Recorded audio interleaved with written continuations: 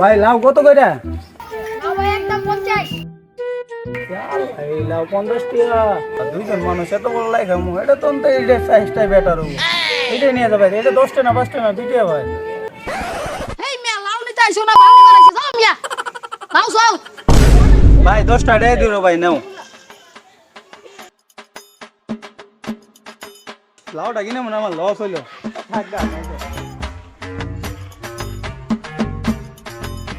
কিরে বন্ধু, মনির এখন আসে নাই? মনি কি আমাদের সাথে ঘোরাফেরা বাদ দিল? হয়তো আঙ্গুল ঘুরলে বার টাকা পয়সা বেশি খরচ হয়ে যায় গা, এর জন্যই আসে না। হাই মনি কই যা শুন কই থাকো? কিসে বন্ধু? কই থাকস না থাকস তা তো দেয় জানা। আরে বন্ধু কি থাক মতো করলো গে, আমি তো জেনেই যাই হুনে আমার টাকা পয়সা খরচ হয়ে যায়, বুঝছ না? আমি তো আবার ভবিষ্যতে চিন্তা ভাবনা করি, বুঝছ না? ও তাই নাকি? আচ্ছা যাই হোক, তুই ভবিষ্যতে চিন্তা পরে করিস, আগে বিস্কুট খাই। না, 30 টাকা দিয়ে আমি বিস্কিটটা কিনলাম, 3 দিন খামো ভাত না খায়া। এখন বলে আবার ওদের দিতে হইব, তাড়াতাড়ি ওদের কটা বিস্কুট দিয়া কাইরা পড়ি ঠিক আছে। কি আর করবো, যেহেতু তোরা বিস্কুট খাবার চাইছ, তাহলে সিরি সমস্যা কি, সব বন্ধু বান্ধব মিলে একসাথে খাই।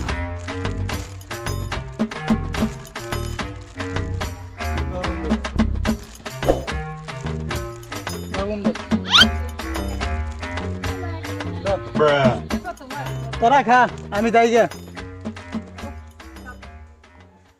হালাই যে মামা দুইটা বিস্কুট দিয়ে গেল, দুইটা বিস্কুটের দাম 1 টাকাও না।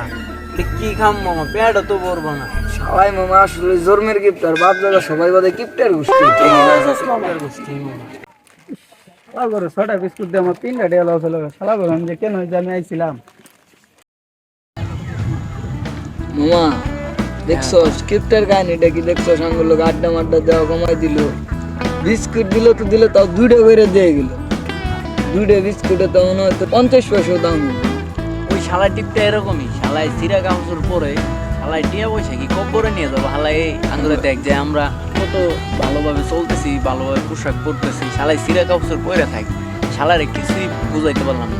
আমরা লাইভে কত এনজয় করতেছি, ও যদি আঙ্গুলো থাকতো ও তো এনজয় করতে পারতো।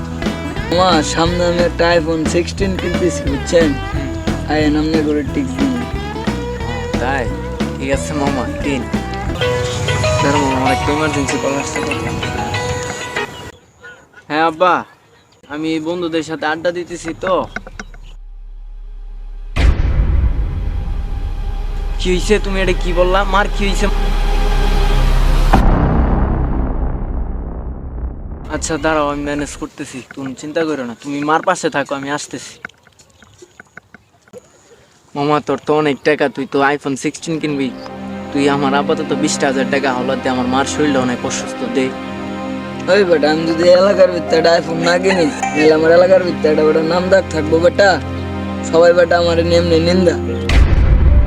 মার তোর 16 তো আগে না মামা, আমার মাটা বাঁচায় আগে দে টাকাটা। বুঝলাম তো তোর কথাটা, আমি আগে ফোনটা নিয়ে নেই, তারপরে তোরে থাকলে আমি কিছু দিন না।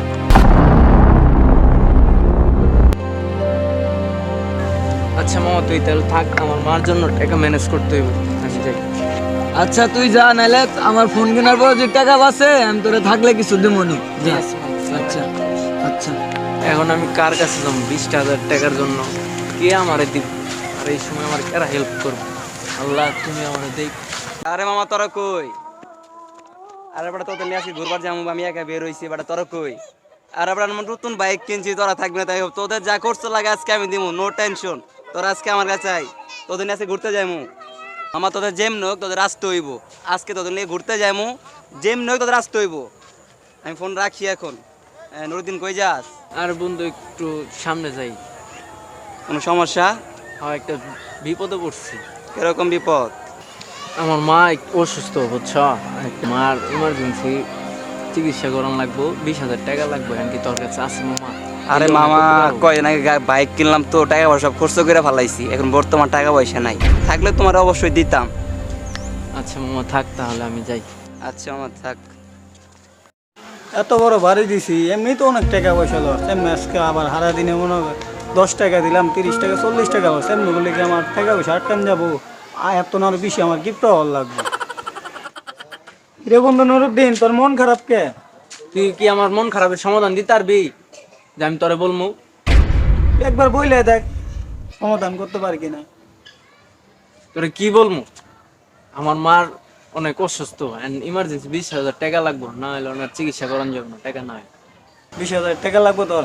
দাঁড়া আমি আসতে আসি।